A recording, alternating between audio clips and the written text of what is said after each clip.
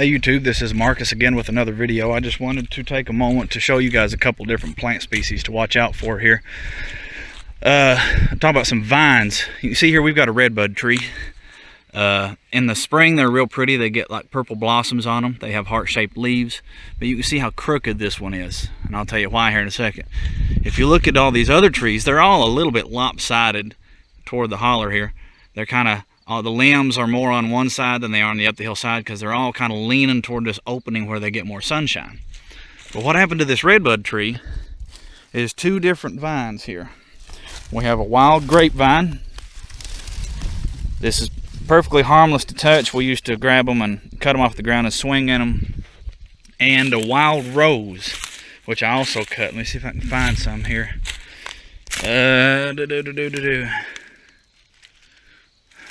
I just had right here. There's a wild rose, and they'll vine out as well. And when they get thicker, they look sort of similar to the wild grapevine.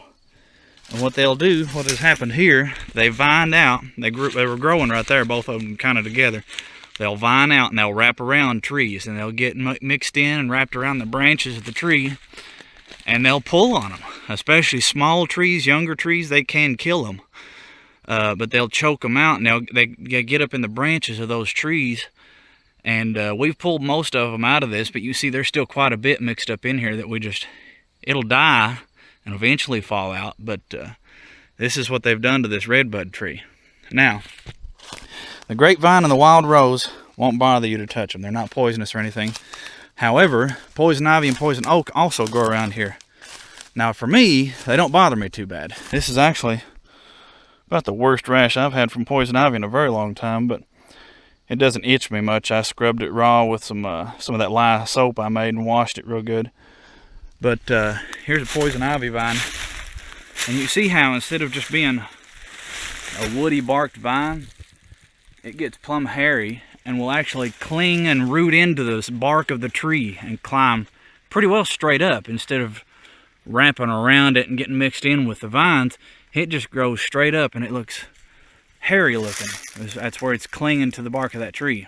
Now I've cut that there. I'm going to pull a section of it off the tree and break it off to hopefully make sure it's dead. But that will break you out. And you need to watch out for it because some people have severe reactions to poison ivy or poison oak. You can see what a severe reaction is for me, and it doesn't even itch after washing it with that lye soap. But now it'll put some people in the hospital.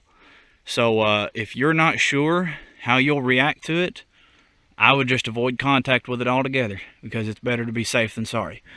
So there's poison ivy, wild grapevine, and wild roses. I'm just doing some brush cutting up here for the new house seat. Thought I would show you guys a couple of those plants and the result of even the ones that are harmless to people, of what they can do to trees, especially young, small trees, if you just leave them unchecked. And while we're on the subject of maintaining your property and things, one thing you need to pay attention to is even if you don't pay somebody else to log your property, you need to pay attention to the way things are growing on your property. You can see here, I know I mentioned a lot of these trees are lopsided, leaning toward the sunshine. Look at this beech tree right there. That's a beech tree. The leaves are off of it for the year. But do you see what it's doing there? You see what it's curving away from? There's a spruce pine tree right there.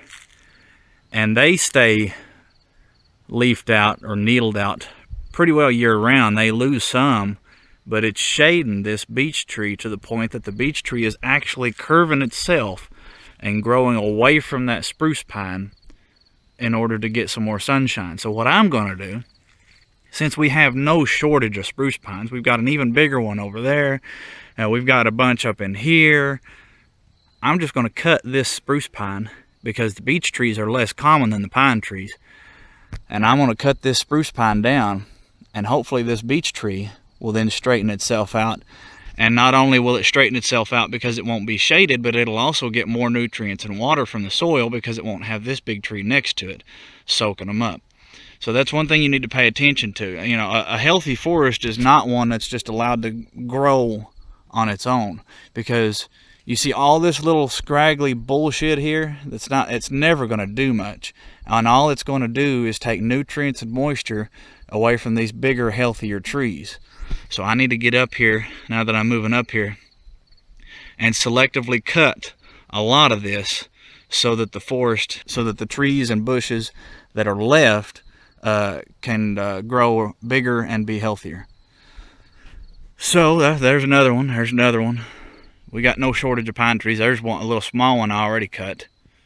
But just wanted to kind of point that out. Headed back up the property right now after dropping off some of that brush, and I thought I'd, on the point of cleaning up the forest, how much more dangerous do you think a forest fire would be in that than if all of that was cut and cleared except for the large healthy trees and the young trees that were far enough away from other things to not crowd them out? You know, I'm not saying only leave old trees, but 99% of this garbage right here could be gotten rid of to allow the old growth to flourish and allow new growth enough room and sunlight to flourish without having to grow crooked. You know, this, if a forest fire hit this, it would be bigger, more dangerous, harder to put out, and it would get a lot hotter. So old growth that wouldn't be bothered by a small fire could be killed and destroyed by a large fire that hits all this trash and leaf litter laying around here. Now the leaf litter you can't do a whole lot about, it's fall, but leaf litter by itself won't flame up and make a big fire. But now leaf litter in and amongst all of this will just add more fuel to what will be a huge forest fire if a fire gets out here. So that's another reason that it's important to clean your property up, not just to look pretty, but it just makes the whole thing healthier. So